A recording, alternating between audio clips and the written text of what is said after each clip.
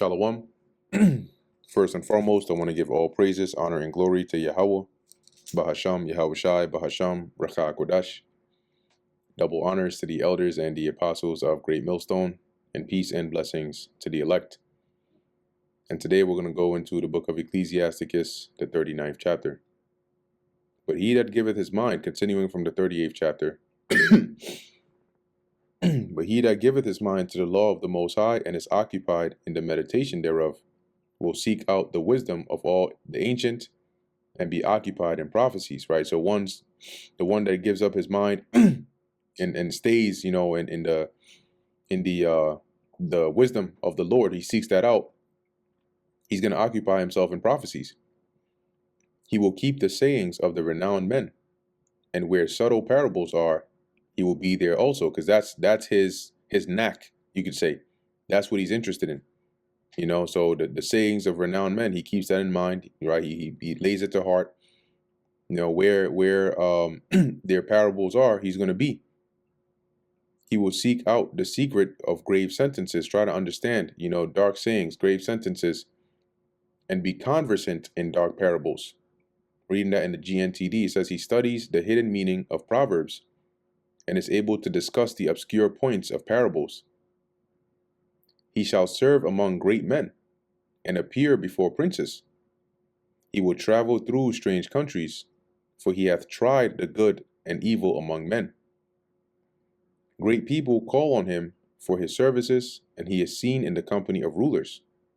He travels to foreign lands in his efforts to learn about human good and evil. He will give his heart to resort early to the Lord that made him, and will pray before the Most High, and will open his mouth in prayer and make supplication for his sins. When the great Lord will, he shall be filled with the spirit of understanding. See, the Lord is going to give him understanding as it pleaseth him. He shall pour out wise sentences and give thanks unto the Lord in his prayer.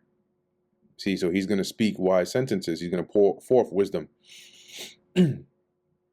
He shall direct his counsel and knowledge, and in his secrets shall he meditate. Right, in the secrets of the Lord shall he meditate.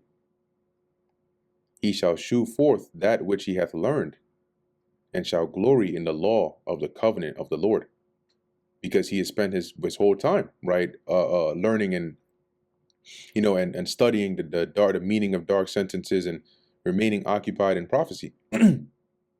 Many shall commend his understanding, and so long as the world endureth, it shall not be blotted out. See, his name, he's going to have that everlasting memorial, for being commended, right, for his understanding. His memorial shall not depart away, and his name shall live from generation to generation. And we have examples of that today, right? We can look back in the past, we look in the scriptures and see men whose names, whose memorials are held in regard even till today. Nations shall shew forth his wisdom, and the congregation shall declare his praise. It says here, the Gentiles will talk about his wisdom, and he will be praised aloud in the assembly. See, that's how far, his glory is gonna spread. If he die, he shall leave a greater name than 1,000, and if he live, he shall increase it. See, so if he dies, his memorial, his name is going to be held in great esteem. But if he lives, he's gonna add to his reputation. Yet have I more to say, which I have thought upon, for I am filled as the moon at the full. It says, like the moon, I am full of more ideas to be discussed. Hearken unto me, ye holy children, and bud forth as a rose growing by the brook of the field.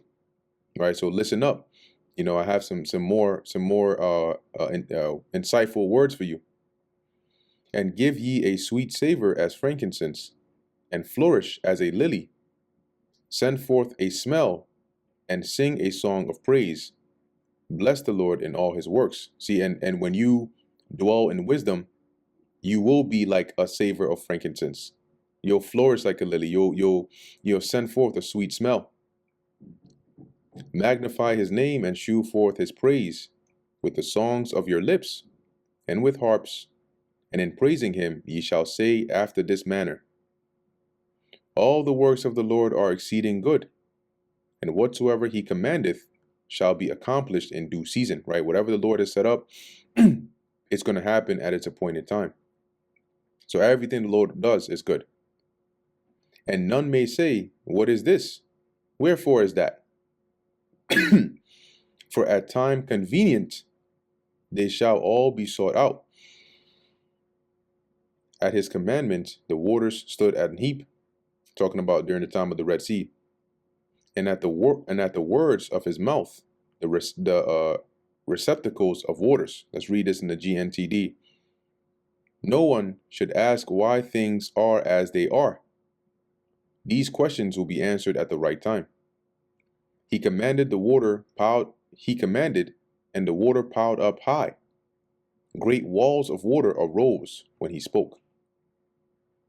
At his commandment is done whatsoever pleaseth him, and none can hinder when he will save. See, nobody can intervene and stop the Lord from what he wants to do. This is why you trust in the Lord, because if he wants to deliver you, nobody can intervene. And the Lord's works are beyond praising, but you still praise it anyway. The works of all flesh are before him, and nothing can be hid from his eyes. See, everything is plain before the Lord. You know, you can't hide anything from him. So it's best that you remain pure. He seeth from everlasting to everlasting, because he's the Ancient of Days. So from the very beginning of creation to infinity, right? The Lord sees it all. And there is nothing wonderful before him. There's nothing that really, if we're speaking literally here, that amazes or takes it the Lord by surprise. It all comes from him. A man need not to say, what is this? Or wherefore is that? For he hath made all things for their uses. It says, no one should ask why things are as they are. Everything in creation has its purpose. His blessing covereth the dry land as a river, and watered it as a flood. As he hath turned the waters into saltness, so shall the heathen inherit his wrath. Right, and that it makes you, or at least it made me think of Sodom and Gomorrah, right? How it mentioned that after the destruction, right, what was it? Lot's wife was turned to a pillar of salt, and right in that region you have a body of water known as the Dead Sea or the Salt Sea. And it said in there that the concentration of salt in that water is so much that it cannot even sustain, like marine life. Verse 23 in the GNTD, it says, he turns fresh water into salt water, and he turns his anger on the nations. Verse 24, as his ways are plain unto the holy, so are they stumbling blocks unto the wicked. So it's a double-edged sword, but it's in the benefit, just like as Peter said, right, on our part the Lord is glorified, but on their part he is evil spoken of. Well, his ways are plain unto the holy, but the wicked stumble at it. For the good are good things created from the beginning, so evil things for sinners. The principal things of the whole use of man's life are water, fire, iron, and salt. And you notice these are used pretty much in almost everything that you need, right? And as we're going to read, you'll see that all these are also likened onto the truth, right? At one point in time, the scriptures have been, or the knowledge of the Lord have been likened onto water, the living waters. Okay, the Lord said that he would make the words in our mouth fire, and his people would. Okay, and iron and salt, wherein the soul has lost its savor. Yahushua said that, right? Flour of wheat, honey, milk. I mean, it's all, you can see how, as these things are needful for a man to live, such is the word of the Lord is needful for man to live. It says here, flour of wheat, honey, milk, and the blood of the grape, which is wine, and oil, see thou heard not the oil, and clothing, clothed with righteousness. It goes on and on and on. So it says, all these things are good to the godly. So to the sinners, they are turned into evil. See, the water, the Lord can turn that to evil as a flood to drown, the fire to burn, to destroy, the iron as a weapon, okay, and so on and so forth. He can use these things to evil for evildoers. There be spirits that are created for vengeance, which in their fury lay on sore strokes. In the time of destruction, and that's their strikes.